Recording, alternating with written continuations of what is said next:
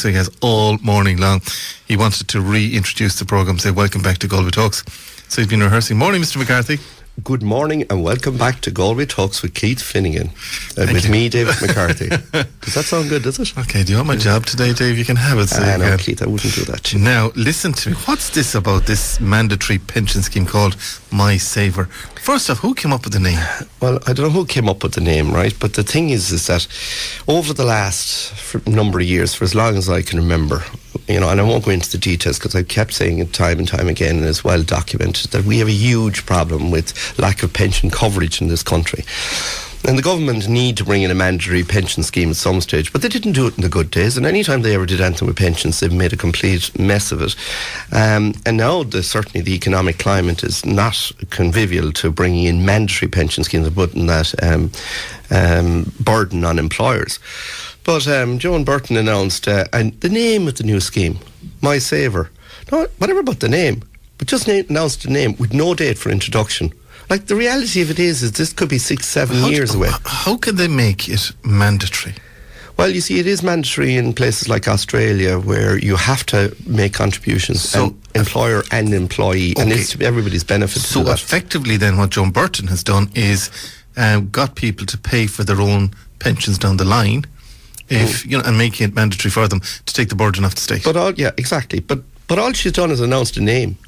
What's the point in announcing a name with That's a lovely name, Dave. That's lovely, but with no date for introduction. This could be, and more than likely, mandatory pensions in this country will be 5-6 years away. I don't know. It just beggars belief. Is that not a further attack on the income of the people? Well, it's to their benefit ultimately, but to their benefit down the line. But you know something, Keith? We're speculating about something here, which is not going to happen for years. And the minister comes along and announces a name for something that doesn't exist. Just My Saver. Yeah. That's Dave McCarthy.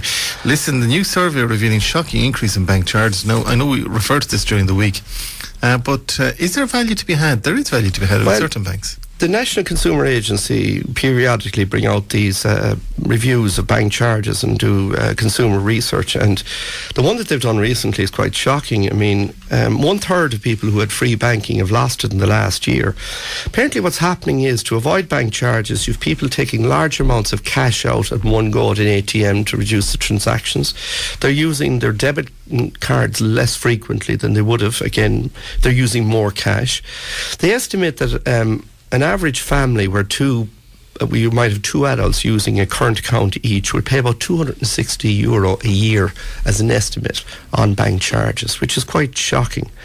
The problem is that most people don't shop around and they don't look to see where there's value to be had. They estimate 57% of all current account holders have never checked to see if there was a better deal elsewhere.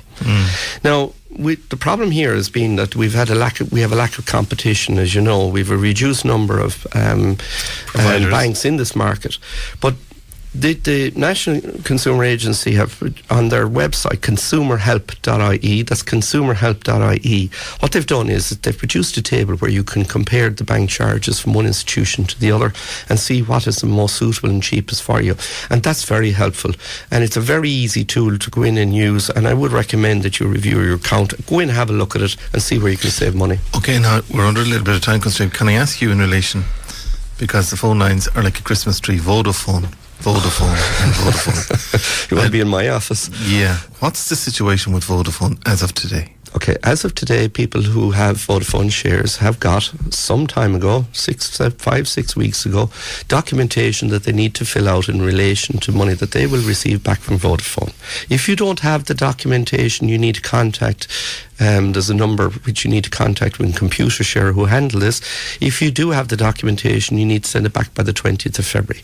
As I said, we've produced and sent out by email and post to hundreds of Galway Bay FM listeners in the last 3 weeks a fact sheet to help them to complete it. It's very simple and straightforward. There's no big deal about it, but it's in people's interest to complete it. All right, Dave McCarthy, McCarthy & Associates, thank you indeed for joining us today.